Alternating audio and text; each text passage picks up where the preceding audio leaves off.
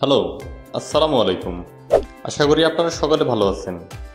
আজকের ভিডিওতে আমি আপনাদের দেখাবো চাকরিতে আবেদন করার সময় কোন কোন ভুলগুলো কখনোই করা যাবে না। যে ভুলগুলো করলে আপনার ভাইবা কল পাওয়ার সম্ভাবনা একদম কমে যাবে। তো চলুন শুরু করা যাক।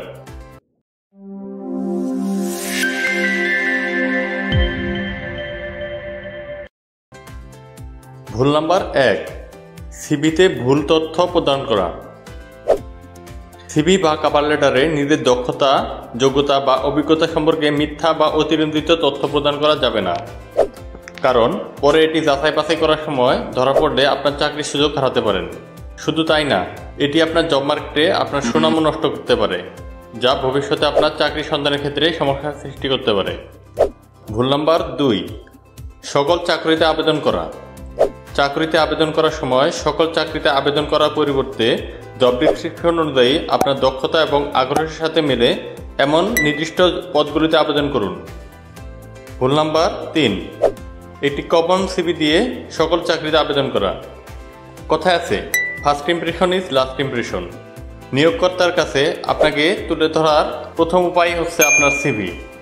তাই প্রতিটি চাকরির জন্য আপনার সিভিটি কাস্টমাইজ করা অত্যন্ত গুরুত্বপূর্ণ।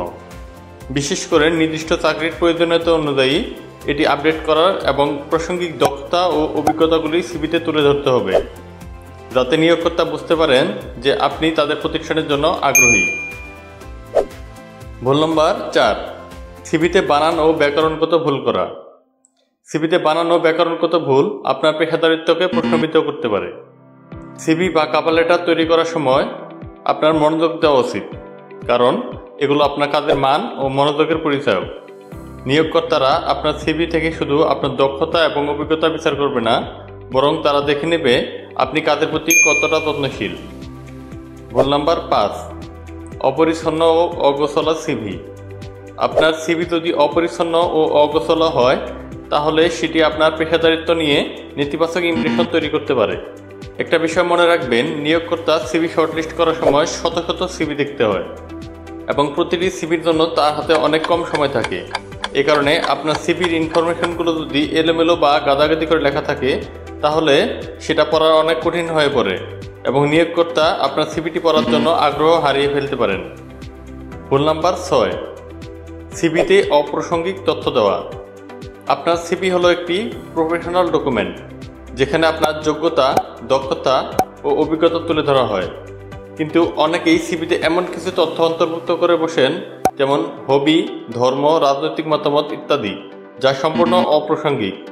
এটি নিয়ে নিয়োগকর্তার চোখে আপনার পেশাদারিত্বের সম্পর্কে নেতিবাচক ইমপ্রেশন তৈরি করতে পারে। উপরের ভুলগুলো ছাড়াও চাকরিতে আবেদন করার সময় আরও কিছু ভুল এড়িয়ে দিতে হবে। সেগুলো হলো প্রফেশনাল ইমেল ব্যবহার না করা, কভার লেটার অ্যাড না করা, সিভি মেইল করার সময় সাবজেক্ট লাইন ফাঁকা রাখা, আবেদনের সঠিক ডেডলাইন মেনটেন না করা। আপনি যদি এখন থেকে চাকরিতে আবেদন করার সময় এই ভুলগুলো এড়িয়ে দিতে পারেন, তাহলে আশা করি আপনি খুব দ্রুত সময়ে আপনার কাঙ্ক্ষিত চাকরিটি পেয়ে যাবেন। ভিডিওটি ভালো লাগলে লাইক, কমেন্টস ও শেয়ার করুন এবং পরবর্তী ভিডিওর আপডেট পেতে চ্যানেলটি সাবস্ক্রাইব করুন। আজকের জন্য আল্লাহ হাফেজ।